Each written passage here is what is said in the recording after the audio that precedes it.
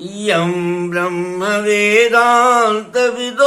वदन्ति परं प्रधानं पुरुषं तथान्ये विश्वोद्गते कारणम् ईश्वरं वा तस्मै नमो विघ्नविनाशनाय।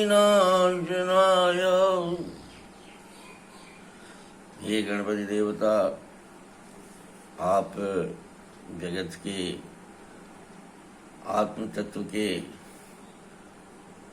द्वारा निर्मित प्रकृति चक्र के संचालक हैं, आप प्रबंधक हैं। आप को ही जगत को परिष्कृत भी बनाना है। पूरे पेड़ पौधे जीव जंतु के रूप में प्रकट हुई माँ, विश्व को बनाने वाली माता पुनः फिर सूक्ष्म स्तर तक अपने को ले जाने के लिए नित्य नवीन सृष्टि चक्र चला रही है। एक तरफ जन्म और दूसरी तरफ मृत्यु का जीवन चक्र चल रहा है, और इस जीवन चक्र में परिष्कार चक्र मनुष्य उसको महसूस करता है कि यह जीवन चक्र प्रकृति की परिष्कार चक्र है। उसी प्रकृति के परिसाकार चक्र में हम लोग भी परिष्कृत हो रहे हैं। माता पृथ्वी अपने आत्म तत्व से पृथ्वी जल अग्नि वायु आकाश बनाई, सारे तत्वों से पेड़ पौधे बनाई, और सारे पेड़ पौधों में मनुष्य के जीवन चक्र को छिपाई। फिर उसमें से निकालने के लिए स्त्री पुरुष बन गई, माता पिता बन गई। फिर उसी पेड़ पौधों को खाने का सारी व्यवस्था उसने किया। माता में और पिता में दोनों में पेड़ पौधों में से निकलकर जीव आए, आधा माने, और इसमें से उसमें से आधा आधा आए, और आपस में जब ये प्रेम पूर्वक मिलन करने की एक शैली बनाई, ऑटोमेटिक मिलन के साथ वो दोनों माता में से और पिता में से दोनों माने आपस में जो जीव थे दोनों आपस में मिले, एक नए जीव का सृजन हो गया। वो जीव जगत हो गया, इसी तरह से मनुष्य हो गया। माता में गर्भ का व्यवस्था किया, माता के माध्यम से इस सृष्टि की रचना की। हे गणपति देवता, आपको ही, चूँकि आपका सूरत है, आपको वदन है, मनुष्य आपको एक आकार में देखना चाहता है, तो प्रत्येक आकार गर्भस्थ होकर ही आता है। तो इसलिए हे गणपति देवता, आप जगत के कण कण में व्याप्त होने के बाद भी एक अवतार के रूप में आपको माता ने बनाकर और अपने सृष्टि की रचना के लिए आपको एक तत्व के रूप में मानकर, तत्व के रूप में बनाकर आपके माध्यम से ये सृष्टि की रचना का क्रिया करा रही है। आप परिष्कार के जानकार हैं और नित्य नवीन अपनी कला से कालबद्ध सृष्टि की रचना चल रही है। जो विज्ञान कहता है कि जो बन जाता है वो फिर से दूसरे किसी के साथ मेल नहीं खाता है, चाहे पीछे के बना, लाखों वर्षों के पहले बना, या लाखों जैसा अंदाज है बनाने का, लाखों वर्ष आगे भी एक जो बना देती है जिसको वह फिर से नया मेल नहीं खाता है, लेकिन वो मृत्यु को प्राप्त करता है, ऑब्लिवियन में मिल जाता है, और ये व्यवस्था करती है। भारतवर्ष के मनुष्यों की जो बनावट है वो बहुत ही तेजस्वी ओजस्वी रहा, आपके देख रेख में रहा। आप देवताओं का अनुभूति भारतवर्ष ने पहले की, और आपने सृष्टि की रचना के बाद जंगली जीवन जीने के बाद मनुष्य को जब सभ्य जीवन की ओर जाने की कोशिश किया, तो उस समय आपने अपने विवेक से एक सभ्यता की सृष्टि कराई, एक सभ्यता बना। उस सभ्यता में जब कभी परेशानियां आई, तो सेवा त्याग प्रेम करुणा स्वतंत्रता में जब कोई बाधा आया, उससे उस आधार पर समाज रचना में कोई परिवर्तन आई, तो उस समय आपने अवतार को जन्म दिया। अपने जैसा एक कोई राम कृष्ण इत्यादि अवतार आए और फिर से उन्होंने उसको पुनः स्थापित किया। कृष्ण भी आए, उन्होंने भी स्थापित किया। कृष्ण ने तो महाभारत ही करा दिया, युद्ध ही करा दिया। ऐसी स्थिति में आज का भारत का मनुष्य थोड़ा अवतार खोज रहा है। अगर यहाँ कुछ जितने मनुष्य का जो स्वभाव है, सेवा, त्याग, प्रेम, करुणा, स्वतंत्रता के अधीन नहीं है, काम, क्रोध, लोभ, मोह, मद, मत्सर के अधीन है। यद्यपि कि ये काम, क्रोध, लोभ, मोह, मत्सर की जो माया है, इससे सृष्टि की रचना हो रही है, सृष्टि की रचना होती ही रहेगी। इसमें मन पर हम लोग, मन जो है उसको आप, ये शरीर का, हमारे तंत्र का मैनेजर है। आप अगर चाहेंगे तो थोड़ा सा मन को चेतन बना देंगे, बुद्धि की तरफ मोड़ देंगे।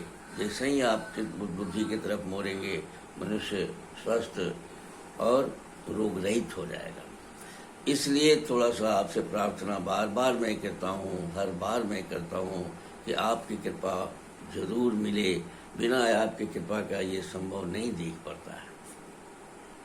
क्योंकि अवतार को भी अगर अवतरित कराना है तो उसमें भी आपकी भूमिका ही होगी। आप ही अवतरित कराएंगे तभी जाके अवतार भी अवतरित होगा। इसलिए ये जो पहले से अवतरित करोड़ों लोग हैं, इनको भी तो अवतार ही कराया है आपने। ये जो लोग हैं इनमें ही थोड़ा सा ऐसा भर दीजिए कि फिर नया अवतार कराने की आवश्यकता ही न पड़े। हे गणपति देवता, आपसे प्रार्थना है, आप जरूर थोड़ी सी प्रार्थना को सुनिए, कोशिश मैंने थोड़ा सा कृपा कर दीजिए। मैं श्याम बिहारी तिवारी आयुर्वेद और वेद का उपासक हूँ। थोड़ा सा एक प्रेरणा होती है कि थोड़ा आपके बीच में वेद की बातें, आयुर्वेद की बातें कही जाए। जो मनुष्य की हालत है उस पर थोड़ी सी चर्चा की जाए। कहीं कोई गड़बड़ी नहीं है, सिर्फ चेतनता का अभाव है। और जब मनुष्य चेतन हो जाएगा, चैतन्यता में रहने लगेगा, बुद्धि चित्त चेतन अहंकार विवेक की तरफ आगे थोड़ा सा बढ़ेगा, मन से ऊपर उठकर, तो ये सारी समस्याओं का समाधान हो जाएगा। लेकिन यही जो दीवार है टूट नहीं रहा है। मनुष्य इंद्रियों में ही रहना पसंद करता है, इसी में इसके सारे क्रियाकलाप अपने को सीमित करके रहना चाहता है। ये बात थोड़ी सी विचारणीय है और इसी को मैं अपने चीटी के स्तर पर या बहुत छोटे सरसों अणु के स्तर पर आपसे मैं प्रस्ताव करता हूँ। इस पर हम थोड़ा सा आप विचार करें और चैतन्यता की ओर हम लोग आगे बढ़ें। पहले भी कहा है कि हम अंधकार से प्रकाश की ओर बढ़ें, माने, और तो हम अंधकार में आ गए हैं और अंधकार से हमको प्रकाश की ओर आगे बढ़ना है। तमसो मा ज्योतिर्गमय संस्कृत का में लिखा है, इस तरह की स्तुति श्लोक है। इस कार्यक्रम के तहत मन पर मैं 2012 दिन से बातचीत कर रहा हूँ। ये मन ऐसा है कि जब ये मन मौजी हो जाता है, मन के अधीन हो जाता है, तो यह विवेक इत्यादि सबको धत्ता बताकर और अपने पक्ष में मसाला जुटाकर कहता है कि मैं भी जो करता हूँ बहुत बढ़िया करता हूँ। आज मनुष्य तो मनमौजी हो ही गया है, प्रत्येक व्यक्ति तो मनमौजी के स्तर पर आ ही गया है। लगभग पूरी की पूरी सत्ता जो मनुष्य जब सृष्टि की रचना सभ्य समाज बनाया, तो बाद में सरकार की आवश्यकता महसूस हुई कि हमारे भीतर अगर मनमौजी कोई होगा या मन के अनुसार चलेगा, मन प्रज्ञा पर आदि होगा, तो उसको सारे लोग मिलके अगर दंडित करने लगेंगे तो हमेशा एक समूह बनाना पड़ेगा। इसलिए एक सरकार रहे और जिसके जो सामाजिक व्यवस्था में जो कमियां हैं, बुद्धि माने खान पान, रहन सहन, बुद्धि, विवेक, संस्कृति, ये सारे की रक्षा के लिए एक सरकार बनाई गई थी। और वो सरकार किसी भी हालत में मनमौजी नहीं हो, इसलिए कि मर्यादित समझौता पर आधारित हमने आरोपित जीवन का सभ्यता बनाया है। और हम प्राण जाए पर वचन न जाई वाली एग्जाम्पल प्रस्तुत मैंने इतिहास में किया है। आज जो है नित्य नवीन होने के बदले हम झूठ सच में ही जीवन जी रहे हैं। मानिए हमारा कलन छलन जलन चलन में ही हम ठहर गए हैं। हम बुद्धि की ओर आगे बढ़ नहीं रहे हैं। हम होशियारी को, हम धूर्तता को बुद्धि मान लिए हैं। बुद्धि के अंतर्गत अगर हम थोड़ा सा भी आगे बढ़ें तो हम स्वस्थ भी होंगे और हमारा सारी व्यवस्था जो है सुनियोजित ढंग से ओजस्वी और तेजस्वी भी हो जाएगा। आज हमारे शरीर में ये दशा हो गई है कि रोग रक्षणी शक्ति, पावर ऑफ इम्यूनिटी का अभाव हो गया है। पेपर में बड़े बड़े अक्षरों में इन बातों की चर्चा होने लगी है, लेकिन आश्चर्य यह है कि पावर ऑफ इम्यूनिटी कैसे बनेगी इस पर विचार नहीं हो रहा है। जो बनने की जो छोटी छोटी की मैंने व्यापारिक स्तर पर या जहाँ तहाँ जो छोटे छोटे एडवर्टीजमेंट इत्यादि आते हैं, उस पर भी जो जिस रस की या जिस स्वाद की वो औषधियाँ हैं, वे स्वाद पावर ऑफ इम्यूनिटी को बनाएगी कि नहीं बनाएंगी, इस बात के पर विचार किए बिना ही आ रही है। और ये संशोधन करने वाली सारी औषधियाँ आ रही है। पावर ऑफ इम्यूनिटी बनाना है तो हमें ओज बनाने की ओर बढ़ना होगा, और ओजस्वी बनाने के लिए हमें मन पर थोड़ी सी काबू करनी होगी, और इंद्रियों के साथ जीते हुए हमें अपने भोजन को सही बनाते हुए, जहर रहित बनाते हुए, जहर रहित नहीं बना पाए तो घास पात खाते हुए हमें वेज बनाने के लिए आगे बढ़नी होगी। रस रक्त अस्थि मज्जा मेद अस्थि मज्जा मेद की जो हम सार जो हमको बनाना है, उसी को हम ओज कहते हैं। उसको हम प्राप्त करेंगे।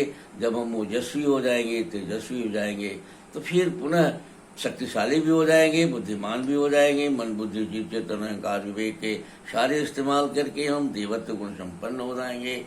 हमें इसमें कहीं संदेह नहीं है। इसलिए थोड़ी सी मन को देखने की आदत डालकर अभ्यास किया जाए कि हम मन से थोड़ा सा ऊपर उठें और अपने खान पान को सुधार कर, और हम ओजस्वी, हम बीज हम बने हमारे भीतर, और हम बीज का पाचन भी हो, हम ओजस्वी भी बने। इसी के साथ आज का यह कार्यक्रम आपको समर्पित करता हूँ। धन्यवाद।